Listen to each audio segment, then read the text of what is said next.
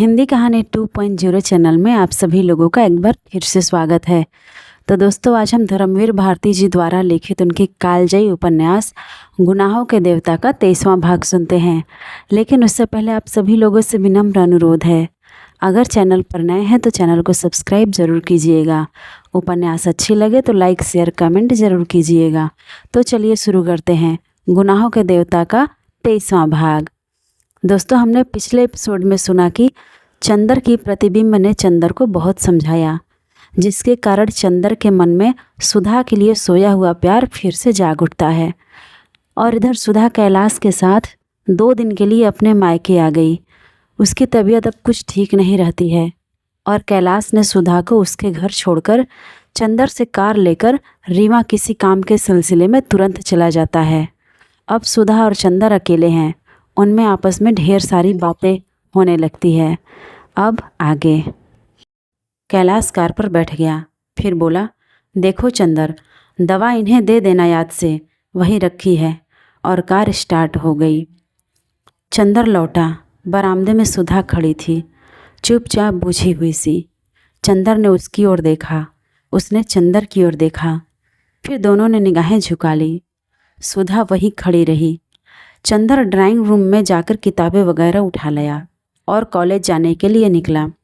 सुधा अब भी बरामदे में खड़ी थी, गुमसुम। चंदर कुछ कहना चाहता था, लेकिन क्या कुछ था जो न जाने कब से संचित होता चला आ रहा था, जो वह व्यक्त करना चाहता था। लेकिन सुधा कैसी हो गई है? यह वह सुधा नहीं जिसके सामने वह अपने को सदा व्यक्त कर देता था, कभी संकोच नहीं करता था। लेकिन यह सुधा कैसी है? अपने में सिमटी सकुची, अपने में बंधी बंधाई, अपने में इतनी छिपी हुई कि लगता था कि दुनिया के प्रति इसमें कहीं कोई खुलाव ही नहीं। चंदर के मन में जाने कितनी आवाज़ें तड़प उठी, लेकिन कुछ नहीं बोल पाया। वह बरामदे में ठिठक गया, निरुद्देश्य। वहाँ अपनी किताबें खोलकर देखने लगा, जैसे वह याद करना चाहता था कि कहीं भूल तो नहीं आया है कुछ। लेकिन उसके अंतर मन में केवल एक ही बात थी, सुधा कुछ तो बोले। यह इतना गहरा, इतने घुटन वाला मौन, यह तो जैसे चंदर के प्राणों पर घुटन की तरह बैठता जा रहा था। सुधा निर्वात निवास में दीप सिखासी, अचल निस्पंद थमे हुए तूफान की तरह मौन। चंदर ने अंत में नोटिस लिए, घड़ी देखा और चल दिया। जब वह सीढ़ी तक पहुंचा तो सहसा सुधा की छाया मूर्ति में हरकत हुई। सुधा ने पांव के अंगूठे से फर्श पर एक लकीर खींचते हुए नीचे निगाह झुकाए हुए कहा, कितनी देर में आओगे? चंदर रुक गया, जैसे चंदर को सितारों का राज मिल गया हो। सुधा भला बोली तो, लेकिन फिर भी अपने मन का उल्लास उसने जाहिर नहीं होने दिया। बोला, कम से कम 2 घंटे तो लगेंगे ही। सुधा कुछ नहीं बोली, चुपचाप रह गई। चंदर ने 2 क्षण प्रतीक्षा की कि सुधा अब कुछ बोले, लेकिन सुधा फिर भी चुप रही। चंदर फिर मुड़ा। क्षण भर बाद सुधा ने पूछा, चंदर, और जल्दी नहीं लौट सकते? जल्दी?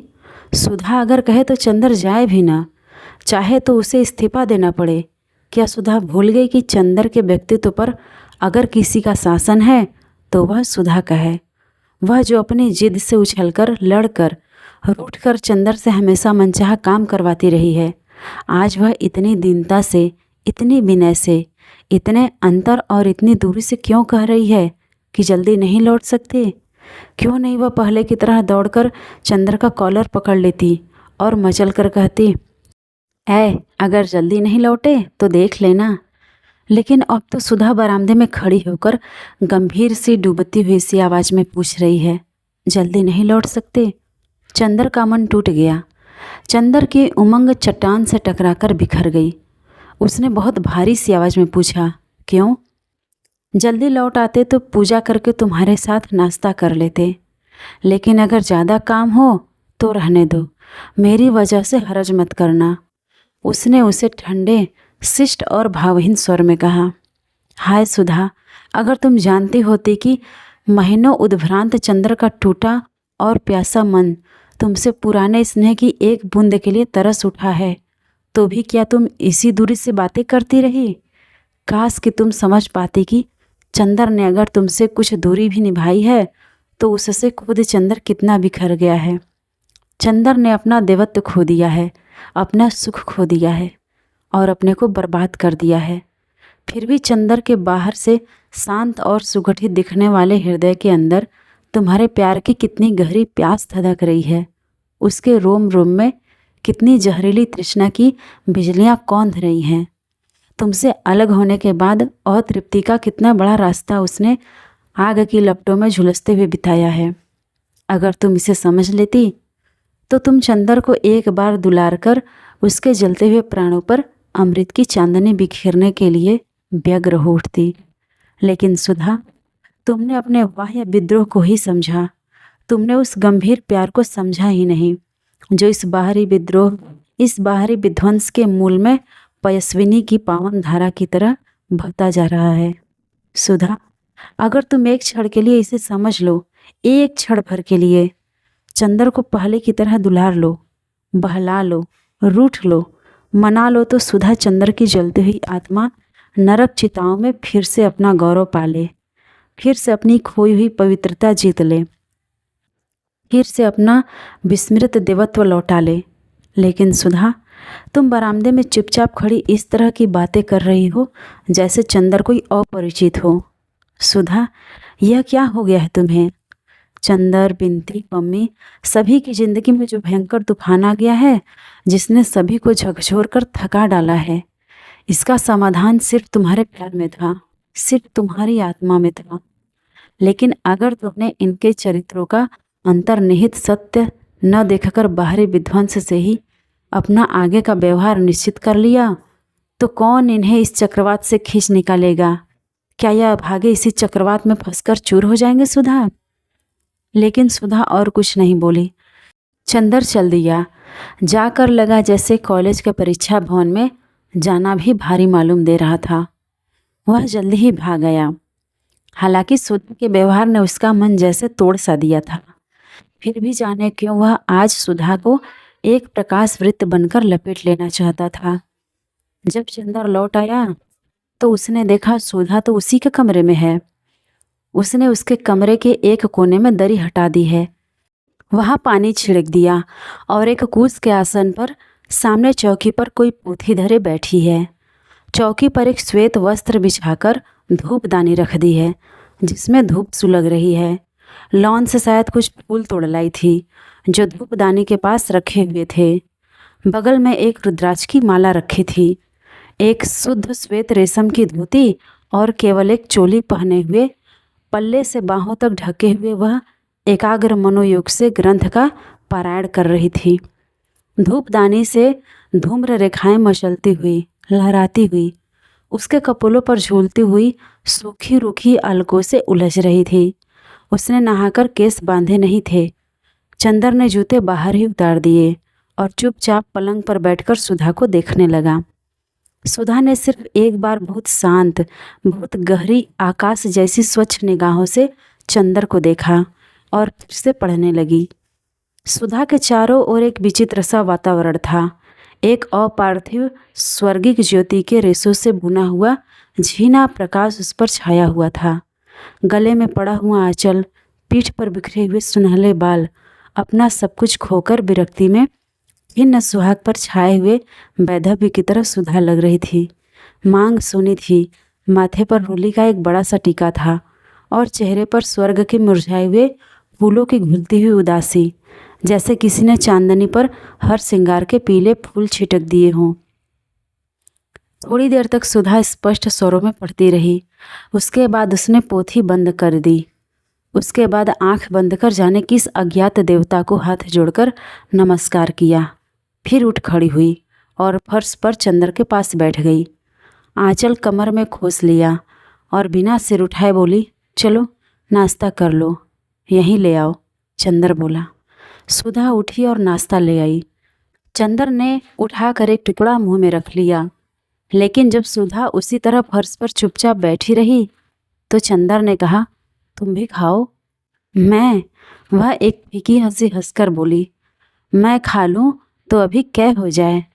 मैं सिवा नींबू के शरबत और खिचड़ी के अब कुछ नहीं खाती, और वह भी एक वक्त।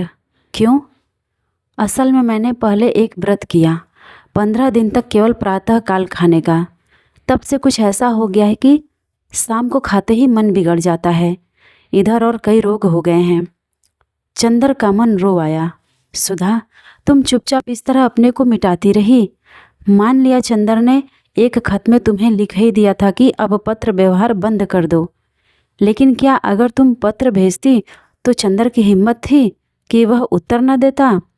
अगर तुम समझ पाती कि चंदर के मन में कितना दुख है। चंदर चाहता था कि सुधा की गोद में अपने मन की सभी बातें बिखेर दे, लेकिन सुधा कहे कुछ शिकायत करे तो चंदर अपनी सफाई दे।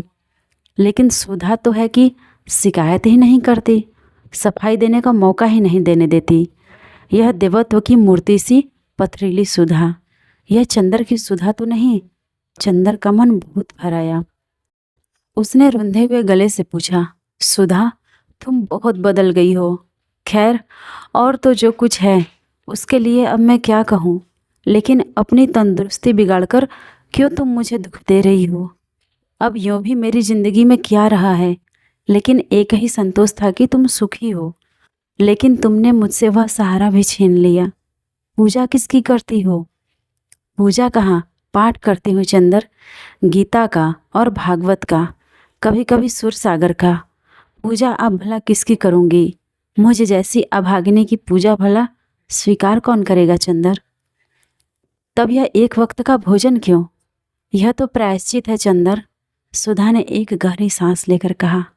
प्रायश्चित? चंदर ने अचरज से कहा। हाँ, प्रायश्चित।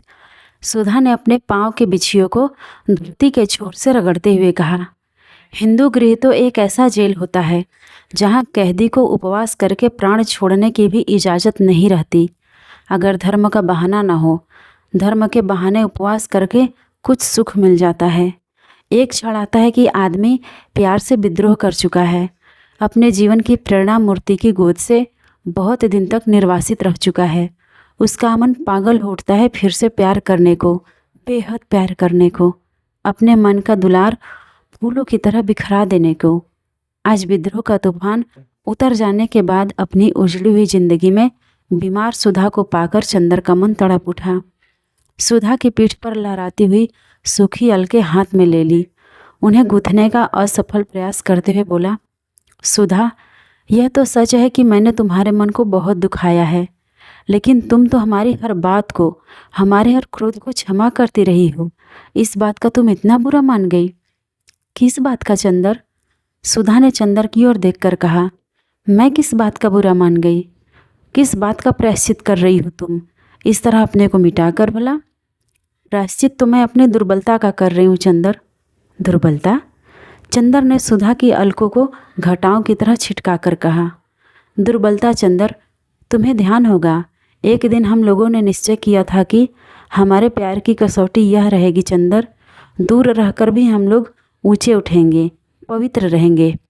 दूर हो जाने के बाद चंदर, तुम्हारा प्यार तो मुझ में एक दृढ़ आत्मा और विश्वास भरता रहा। उसी के सहारे मैं अपने जीवन के तूफानों को पार कर ले गई। लेकिन पता नहीं मेरे प्यार में कौन सी दुर्बलता रही कि तुम उसे ग्रहण नहीं कर पाए। मैं तुमसे कुछ नहीं कहती, मगर अपने मन में कितनी कुंठित हूँ कह नहीं सकती। पता नहीं दूसरा जन्म होता है या नहीं, लेकिन इस जन्म में तुम्हें पाकर तुम्हारे चरणों पर अपने को न चढ़ा पाई, तुम्हें अपने मन की पूजा में यकीन न दिला पाई। इससे बढ़कर और दुर्भाग्य क्या होगा? मैं अपने व्यक्तित्व को कितना गर्हित, कितना छिछला समझने लगी हूँ चंदर। चंदर ने नाश्ता खिसका दिया। अपनी आँख में छलकते हुए आंसू को छिपाते हुए चुपचाप बैठ गया। नाश्ता कर लो चंदर, इस तरह तुम्हें अपने पास बिठाकर खिलाने का सुख अब कहाँ नसीब होगा। लो। और सुधा ने अपने हाथ से उसे एक नमकीन सेब खिला दिया। चंदर के भरे हुए आंसू सुधा के हाथों पर छू पड़े। छी, यह क्या चंदर? कुछ नहीं। चंदर ने आंसू पोंछ डाले। इतने में महाराजिन आई और सुधा से बोली, बिटिया रानी, लेव, ये नान खटाई हम कल्हे से बनाए के रख दिया रहा कि तोके खिलाई बे। अच्छा, हम भी महाराजिन इतने दिन से तुम्हारे हाथ का खाना खाने के लिए तरस गए, तुम चलो हमारे साथ। भैया चंदर भैया के कौन देखे। अब बिटिया इन्हों के ब्याह कर दे तो हम चली तोहरे साथ।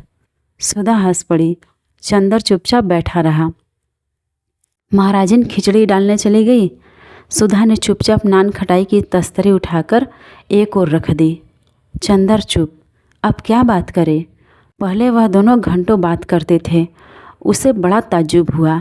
इस वक्त कोई बात ही नहीं सूझती है। पहले जाने कितना वक्त गुजर जाता था, दोनों की बातों का खात्मा ही नहीं होता था।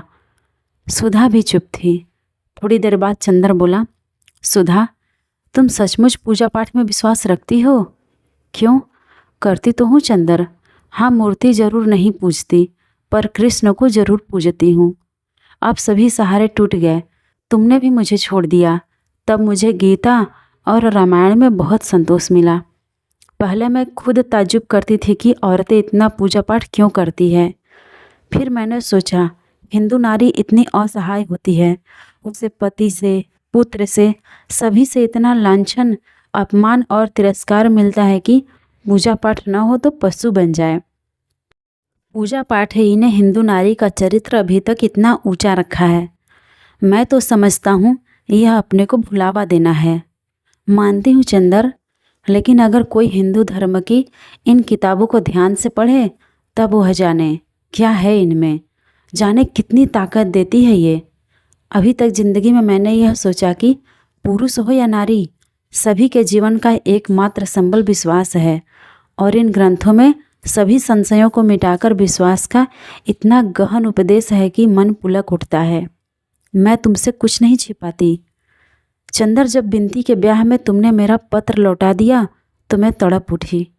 एक अविश्वास मेरी नस नस में गुथ गया। मैंने समझ लिया कि तुम्हारी सारी बातें झूठी थी। एक जाने कैसी आग मुझे हरदम झुलसाती रहती थी। मेरा स्वभाव बहुत बिगड़ गया था। मुझे हर एक से नफरत हो गई थी, हर एक पर चिल्ला उठती थी। किसी बात में मुझे चैन नहीं मिलता था। धीरे धीरे मैंने इन किताबों को पढ़ना शुरू किया। मुझे लगने लगा कि शांति धीरे धीरे मेरी आत्मा पर उतर रही है। मुझे लगा कि यह सभी ग्रंथ पुकार पुकार कर कह रहे हैं, संशयात्मा विनश्यति।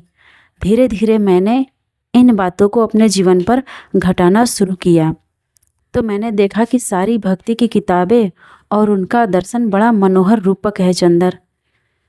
कृष्ण प्यार के देवता हैं, वंशी की ध्वनि विश्वास की पुकार है। धीरे धीरे तुम्हारे प्रति मेरे मन में जगा हुआ अविश्वास मिट गया। मैंने कहा, तुम मुझसे अलग ही कहाँ हो। मैं तो तुम्हारी आत्मा का एक टुकड़ा हूँ जो एक जन्म के लिए अलग हो गई, लेकिन हमेशा तुम्हारे चारों ओर चंद्रमा की तरह चक्कर लगाती रहूँगी। जिस दिन मैंने पढ़ा, सर्वधर्मान परित्यज्य मामेकं शरणं व्रज, अहम त्वाम सर्व पापेभ्यो मोक्षयिष्यामि मा शुचः, तो मुझे लगा कि तुम्हारा खोया हुआ प्यार मुझे पुकार कर कह रहा है, मेरी शरण में चले आओ, और सिवा तुम्हारे प्यार के मेरा भगवान और है ही क्या। उसके बाद से चंदर, मेरे मन में विश्वास और प्रेम झलक आया। अपने जीवन की परिधि में आने वाले हर व्यक्ति के लिए सभी मुझे बहुत चाहने लगे। लेकिन चंदर, जब बिंती यहाँ से दिल्ली जाते वक्त मेरे साथ गई और उसने सब हाल बताया तो मुझे कितना दुख हुआ, कितनी ग्लानि हुई। तुम्हारे ऊपर नहीं, अपने ऊपर। बातें भावनात्मक स्तर से उठकर बौद्धिक स्तर पर आ चुकी थी। चंदर फौरन बोला, सुधा, ग्लानि की तो कोई बात ही नहीं। कम से कम मैंने जो कुछ किया उस पर मुझे जरा भी शर्म नहीं। चंदर के स्वर में फिर एक बार गर्व और कड़वाहट सी आ गई थी। मैंने जो कुछ किया है उसे मैं पाप नहीं मानता। तुम्हारे भगवान ने तुम्हें जो कुछ रास्ता दिखलाया वह तुमने किया। मेरे भगवान ने जो मुझे रास्ता दिखलाया वह मैंने किया। तुम जानती ही हो मेरी जिंदगी की पवित्रता तुम थी। तुम्हारी भोली निष्पाप सांसें मेरे सभी गुनाह, मेरी सभी कमजोरियां सुलाती रही हैं। जिस दिन तुम मेरी जिंदगी से चली गई, कुछ दिन तक मैंने अपने को संभाला। इसके बाद मेरी आत्मा का कड़कड़ द्रोह कर उठा। मैंने कहा, स्वर्ग के मालिक, साफ साफ सुनो, तुमने मेरी जिंदगी की पवित्रता को छीन लिया है। मैं तुम्हारे स्वर्ग में वासना की आग धधकाकर उसे नरक से बदतर बना दूंगा। और मैंने होठों को किनारे चुंबन की लपटें सुलगाने शुरू कर दी। धीरे धीरे महाशमशान के सन्नाटे में करोड़ों वासना की लपटें जहरीले सांपों की तरह फुफकारने लगी। मेरे मन को इसमें बहुत संतोष मिला, बहुत शांति मिली। यहाँ तक कि विनती के लिए मैं अपने मन की सारी कटुता को भूल गया। मैं कैसे कह दूँ कि यह सब गुनाह था सुधा? अगर ठीक से देखो, गंभीरता से समझो, तो जो कुछ तुम्हारे लिए मेरे मन में था, उसी की प्रतिक्रिया वह है जो मेरे मन में पम्मी के लिए है। तुम्हारा दुलार और पम्मी की वासना दोनों एक सिक्के के दो पहलू हैं। अपने पहलू को सही और दूसरे पहलू को गलत क्यों कहती हो? देवता की आरती में जलता हुआ दीपक पवित्र है और उससे निकला हुआ धुआं अपवित्र। दीप शिखा नैतिक है और धूम रेखा अनैतिक। ग्लानि किस बात की सुधा? चंदर ने बहुत आवेश में कहा। छी चंदर, तुम मुझे समझे नहीं। मैं नैतिक अनैतिक की बातें नहीं करती। मेरे भगवान ने, मेरे प्यार ने मुझे अब उस दुनिया में पहुंचा दिया है जो नैतिक अनैतिक से उठकर है। तुमने अपने भगवान से विद्रोह किया, लेकिन उन्होंने तुम्हारी बात पर कोई फैसला भी तो दिया होता। वे इतने दयालु हैं कि कभी मानव के कार्यों पर फैसला ही नहीं देते। दंड तो दूर की बात है, वे तो केवल आदमी को समझाकर, उसकी कमजोरियां समझकर उसे क्षमा करने और उसे प्यार करने की बात कहते हैं चंदर। वहाँ नैतिकता और नैतिकता का तो प्रश्न ही नहीं। तब यह ग्लानि किस बात की तुम्हें? चंदर ने पूछा। ग्लानि तो मुझे अपने पर थी चंदर। रहा तुम्हारा पम्मी से संबंध, तो मैं बिनती की तरह नहीं सोचती। इतना विश्वास रखो, मेरी पाप और पुण्य की तराजू ही दूसरी है। फिर कम से कम अब इतना सुन देखकर मैं यह नहीं मानती कि शरीर की प्यास ही पाप है। नहीं चंदर, शरीर की प्यास भी उतनी ही पवित्र और स्वाभाविक है जितनी आत्मा की पूजा। आत्मा की पूजा और शरीर की प्यास दोनों अभिन्न हैं। आत्मा की अभिव्यक्ति शरीर से है, शरीर का संस्कार, शरीर का संतुलन आत्मा से है। जो आत्मा और शरीर को अलग कर देता है, वही मन के भयंकर तूफानों में उलझकर चूर चूर हो जाता है चंदर। मैं तुम्हारी आत्मा थी, तुम मेरे शरीर थे। पता नहीं कैसे हम लोग अलग हो गए। तुम्हारे बिना मैं केवल सूक्ष्म आत्मा रह गई। शरीर की प्यास, शरीर की रंगीनियाँ मेरे लिए अपरिचित हो गई। पति को शरीर देकर भी मैं संतोष न दे पाई और मेरे बिना तुम केवल शरीर रह गए, शरीर में डूब गए। पाप का जितना हिस्सा तुम्हारा, उतना ही मेरा। पाप की वैतरणी के इस किनारे जब तक तुम तड़पोगे, तभी तक मैं भी तड़पूंगी। दोनों में से किसी को भी चैन नहीं और कभी चैन नहीं मिलेगा। लेकिन फिर हटाओ इन सब बातों को चंदर, तुमने व्यर्थ यह बात उठाई। मैं अब बात करना भूलती जा रही हूँ। मैं तो आई थी तुम्हें देखकर कुछ मन का ताप मिटाने। उठो, खाना खाए? सुधा बोली। नहीं, मैं चाहता हूँ बातें सुलझ जाएं सुधा। चंदर ने सुधा के हाथ पर अपना सिर रखकर कहा। मेरी तकलीफ अब बेहद बढ़ती जा रही है, मैं पागल न हो जाऊं। छी, ऐसी बात नहीं सोचते। उठो। चंदर को उठाकर सुधा बोली। दोनों ने खाना खाया। महाराजिन बड़े दुलार से परोसती रही और सुधा से बातें करती रही। खाना खाकर चंदर लेट गया और सोचने लगा, अब क्या सचमुच उसके और सुधा के बीच में कोई इतना भयंकर अंतर आ गया है कि दोनों पहले जैसे नहीं हो सकते? लगभग 4 बजे वह जागा तो उसने देखा कि उसके पाँव के पास सिर रखकर सुधा सो रही है। पंखे की हवा वहाँ तक नहीं पहुँचती, वह पसीने से तरबतर हो रही है। चंदर उठा। उसे नींद में ऐसा लगा कि जैसे इधर कुछ हुआ ही नहीं है। सुधा वही सुधा है और चंदर वही चंदर है। उसने सुधा के पल्ले से सुधा के माथे और गले का पसीना पोंछ दिया और हाथ बढ़ाकर पंखा उसकी ओर घुमा दिया। सुधा ने आंखें खोली, एक अजीब सी निगाह से चंदर की ओर देखा और चंदर के पाँव को खींचकर वक्ष से लगा लिया। फिर आंख बंद करके लेट गई। चंदर ने अपना एक हाथ सुधा के माथे पर रख लिया और वह चुपचाप बैठा सोचने लगा।